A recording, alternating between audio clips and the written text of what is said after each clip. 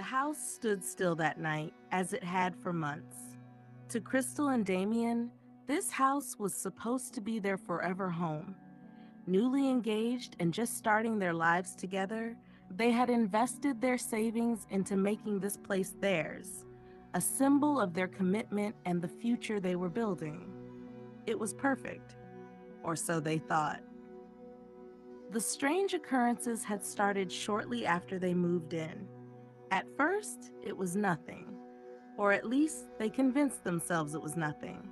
A misplaced item here, a light flickering there. But things changed, and soon they could no longer explain away the unsettling feelings.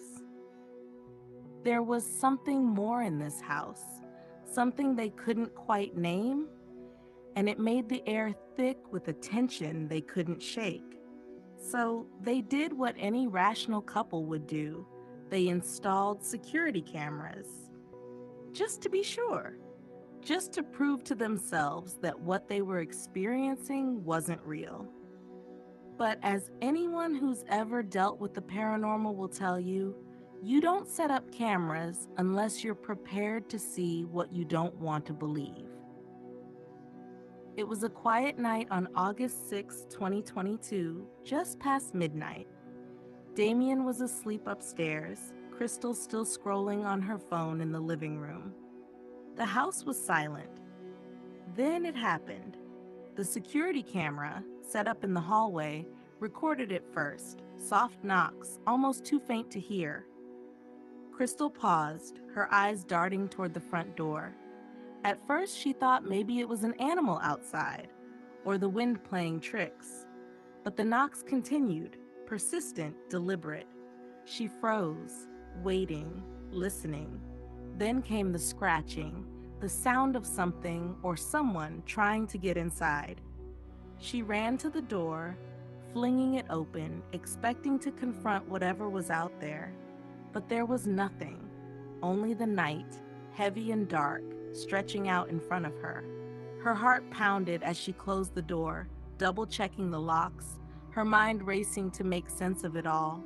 She couldn't know it then, but that was only the beginning. 2 nights later, it got worse. Crystal and Damien were in the kitchen, mid-argument.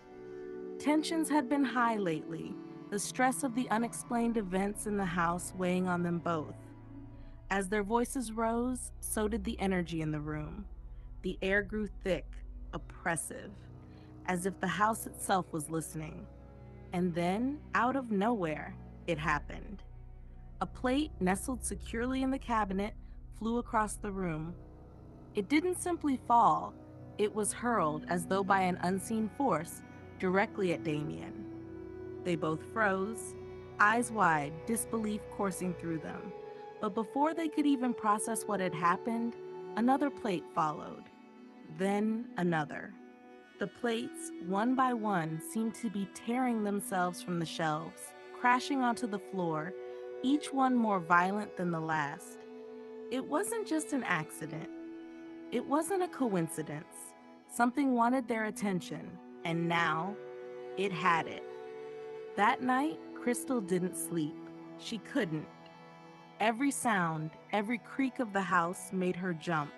The feeling of being watched, the overwhelming sense of dread, it was as if the walls were closing in, suffocating her. And then, when she thought she might finally get a moment of peace, the footsteps began. At first, they were faint, like someone pacing in the hallway. But as the minutes ticked by, the sound grew louder, heavier, like boots stomping across the floor. Her breath caught in her throat. She was alone, or at least, she should have been. The footsteps reached the top of the stairs and then, nothing. Silence. Crystal waited, her heart pounding, every muscle in her body tense, waiting for something, anything to happen. But there was only the stillness of the night. She was too afraid to check, too afraid to see what or who might be there. So she stayed where she was, listening, waiting for the morning light. By the next day, Damien had returned, but the unease hadn't left. The house no longer felt like home. It felt like a prison, a place where something unseen, something malevolent, watched them constantly, waiting for the right moment to strike. They needed answers, and fast. In a last ditch effort to rid themselves of whatever was tormenting them, they decided to try something desperate: a seance. They set it up in the living room, cameras recording every moment. Crystal, nervous but determined, began calling out to whatever spirit haunted their home. "Who are you? What do you want?" she asked, her voice shaking but strong. For a moment, nothing happened. The air was still, too still. But then, just as they were about to give up, the room grew cold. Ice cold. The temperature dropped so suddenly that their breath came out in visible puffs. And then, without warning, the shower door in the bathroom, which had been shut tight, began to rattle. Slowly at first, but then harder, louder, as though someone or something was shaking it with all their might. They didn't need to wait for more. They bolted, grabbing whatever they could and running out of the house as fast as their legs would carry them.